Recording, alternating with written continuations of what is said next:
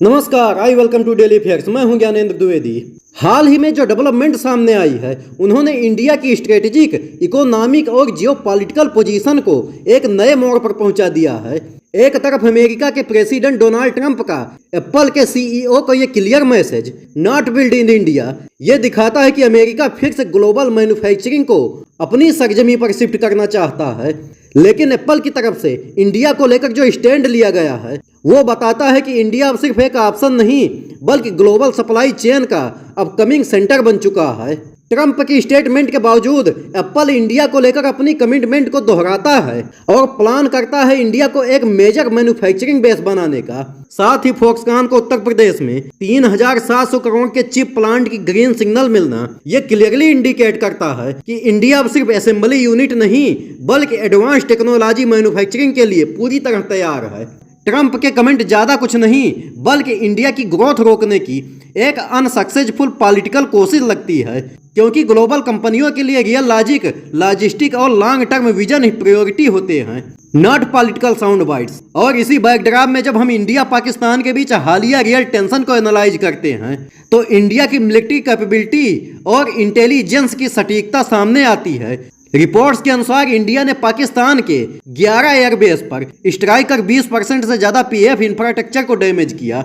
यह सिर्फ एक फिजिकल अटैक नहीं बल्कि एक साइलेंट मैसेज था कि इंडिया अब सिर्फ डिफेंसिव पॉलिसी नहीं बल्कि डिसिसिव स्ट्रेटेजी फॉलो कर रहा है।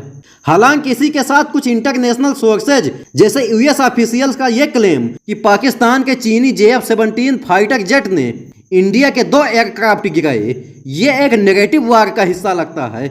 जब इंडिया की स्ट्राइक की खबरें आती हैं, तभी इस तरह की रिपोर्ट सामने लाना एक ट्रेंड बन चुका है ताकि इंडिया की एडवांटेज को बैलेंस किया जा सके। यह नेगेटिव कंट्रोल आज के दौर में हाइब्रिड वारफेयर बन चुका है। और उधर ट्रंप के इस दावे को लेकर कि इंडिया ने अमेरिका को 0 टैरिफ ऑफर किया, एस जयशंकर साहब ने इसे पब्लिकली क्लियर किया कि ऐसा कुछ डिसाइड नहीं हुआ है।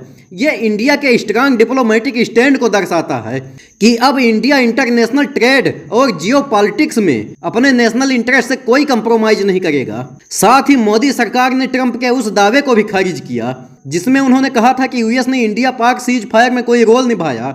इससे इंडिया की इंडिपेंडेंट पॉलिसी अप्रोच और सॉवरेन डिसीजन मेकिंग की झलक मिलती है। अब अगर पाकिस्तान की बात करें तो वहां की पॉलिटिकल और इकोनॉमिक डायरेक्शन बिल्कुल अपोजिट लगती है। जब इंडिया एप्पल और फॉक्सकॉन जैसी ग्लोबल टेक्नोलॉजी जायंट्स को अट्रैक्ट कर रहा है, पाकिस्तान क्रिप्टो कंपनियों के साथ डील कर रहा है जिसमें ट्रंप फैमिली की 60% हिस्सेदारी बताई जा रही है। यह सब काफी सस्पिशियस और अनस्टेबल इकोनॉमी अप्रोच का इशारा है। इसी दौरान इंडोनेशिया द्वारा फ्रेंच राइफल जेट्स की महंगी डील अब स्क्रूटनी के घेरे में है, खासकर इंडिया पाक एयर क्लैश के बाद। यह दिखाता है कि इंडिया ने अपनी एयरफोर्स को जिस तरह से एडवांस और कॉम्बैट रेडी बनाया है, वो अब एक इंटरनेशनल बेंचमार्क बन चुका है। इन सभी डेवलपमेंट्स का समेकित विश्लेषण यही दिखाता है कि इंडिया अब ग्लोबल पावर बैलेंस में एक की डिसाइडिंग प्लेयर बन चुका है, चाहे वह टेक्नोलॉजी हो, डिफेंस स्ट्रेटेजी हो या डिप्लोमेसी। इंडिया हर लेवल पर खुद को एक मेजर ग्लोबल फोर्स के रूप में स्टेब्लिश कर रहा है। ट्रंप जैसे नेताओं के कमेंट्स और रिएक्शन खुद इस बात का प्रूफ हैं कि इंडिया अब सिर्फ रिएक्ट नहीं करता, अब वो रूल सेट करता है। ये पूरा नेगेटिव न सिर्फ इंडिया की उभरती हुई ताकत को दर्शाता है बल्कि यह भी क्लियर करता है कि फ्यूचर में ग्लोबल पॉलिसी, सिक्योरिटी स्ट्रेटेजी और इकोनॉमिक अलायंसेज इंडिया को सेंट्रल पोजीशन में रखकर ही बनाई जाएगी। इंडिया वर्ल्ड की सबसे बड़ी पॉपुलेशन नहीं बल्कि सबसे बड़ी पॉसिबिलिटी है जिसे अब कोई इग्नोर नहीं कर सकता।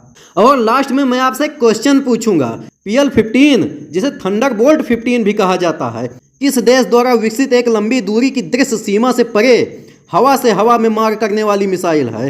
ए पर है रसिया, B USA, C चाइना और D फ्रांस। जवाब आपको पता ही होगा, लेकिन हाँ, इस बार कमेंट करके जरूर बताइए और बताइए कि आपको यह शांति वाला थंडरबोल्ट कैसा लगा। और अगर वीडियो पसंद आया हो तो लाइक और सब्सक्राइब जरूर करिए। मिलते हैं अगले वीडियो में। जय हिंद।